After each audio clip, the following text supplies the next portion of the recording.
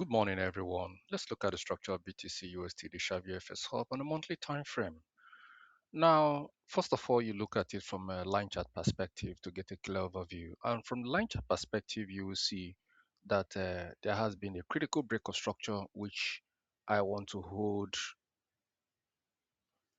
as a part of my trading impetus. You have here ROS1, ROS2, ROS3, and that gives you a technical ascending trend line, ATL. And we have a break of that structure. What structure was broken? ROS1, ROS2, ROS3 on a monthly line chart close. On a monthly line chart close. So price came back to retest it. You can see the retest here. If I take away that structure. Now, the analysis here says that on a monthly time frame, an ascending trend line on a monthly line chart close has been broken in a current month TF. And you see that break of structure. So there is a very high probability that this monthly candle is not going to retrace completely.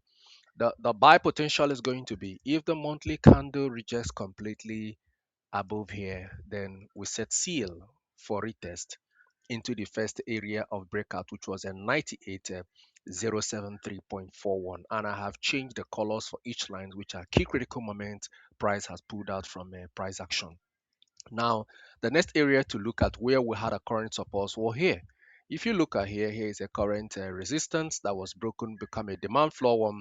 Demand floor through price dipped into and price returned into that level 60.564.26 for the buy you are seeing today.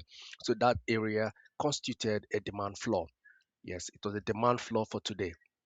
That was a demand floor yesterday. And the reason that happened, it was not a coincidence, it was market structure.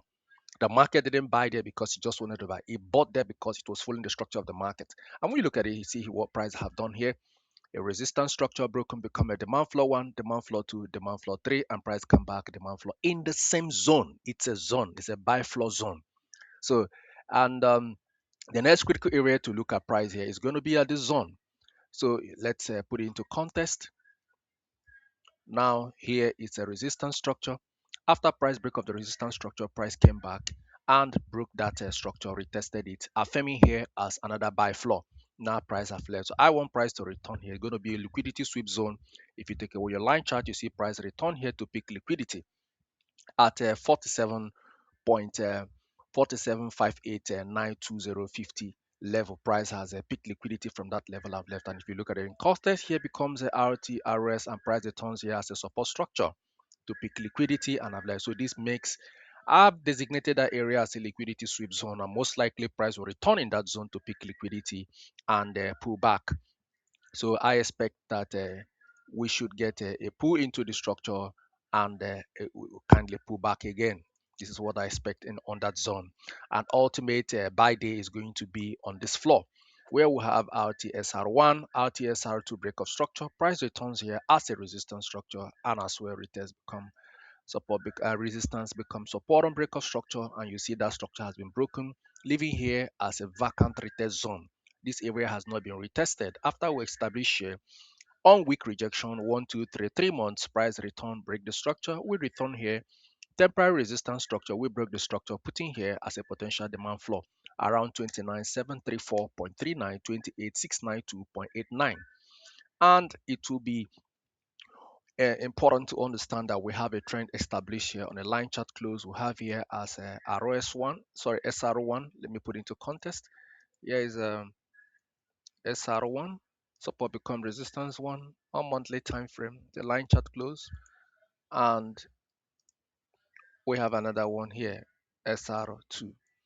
So the reaction has given us an ascending trend line. And if you want to know what you're doing, you clone the structure. If you clone the structure and you take the structure here, the trend angle is the same. The trend angle is the same. Now, the miracle here happens when you apply the para channel on this ascending trend line. If you apply it, now let's see what it does. Let's see what it does. Let's see what it does. So let's see what it does.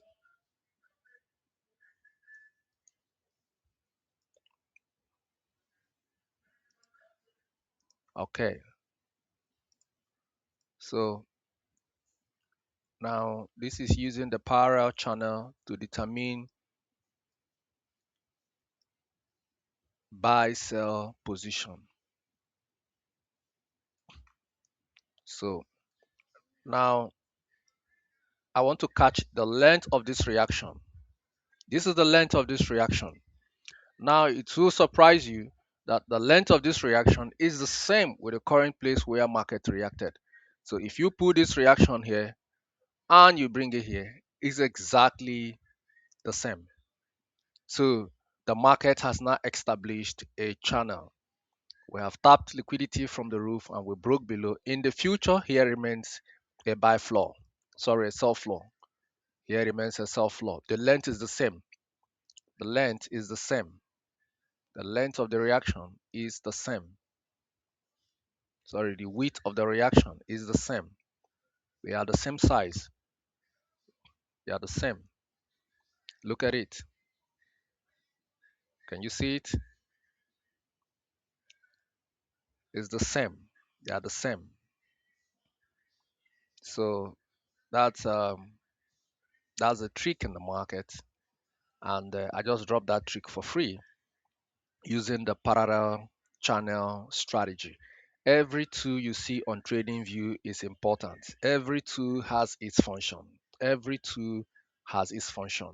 They are not for free. They are designed for a reason and they have their duty. So it's for us to know them and use them where necessary. But every tool has its function. So that's all for now.